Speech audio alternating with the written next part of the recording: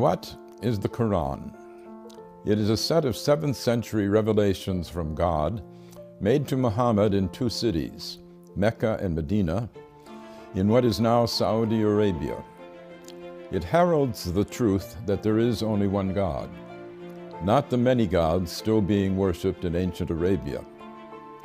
Of course, this was not the earliest revelation that there is only one God. That had been taught in Hebrew to the Jews and in Greek to the Christians before it was taught to Muslims in Arabic. These 3 sets of revelation set apart the people of the book, each with their own special covenant from the same God. There is only one. We believers in one God are on the same team, as it were, and should protect one another's places of worship, listed in the Quran as monasteries, churches, synagogues, and mosques, where God's name is much invoked. The Quran does not confine God's action to the formal covenants of religion. God tells us that He sends messages to all men all the time, beginning with Adam, who repented his sin in the garden and became the first prophet. The unending stream of prophets includes Moses and Jesus. Muhammad himself is the seal of the prophets, not as canceling former covenants, but as confirming them. But the love of God is not brought only by human messengers in the Quran.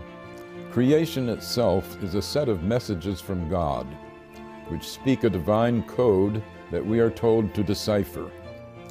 God's intent can be seen in the beauty and power of the universe. Moses does not speak alone on the mountain speaks with him. Birds speak to Solomon. The world is constantly signaling to us, bringing us insights into the beauty and power of its maker. This should call us to a reverence for God's handiwork, an important message for our ecologically challenged era. The Quran has more of poetry in it than of legislation. It sets ethical norms while stressing the need for mercy in our dealings with God's fellow creatures. Force is allowed only for self-defense and never as a way of spreading religion. Commercial dealings with fellow Muslims or with non-Muslims should be meticulously fair and never extortionate. The relations of the sexes were still polygamous in the 7th century, as among the ancient Hebrews and the original Mormons, but women are to be honored. In fact, the dowry that was paid to a husband's family by the bride's family in Europe was paid in the Quran directly to the bride, and she retains this bride right even if the husband divorces her or if she divorces him. This carved out an area of women's rights unparalleled in the 7th century.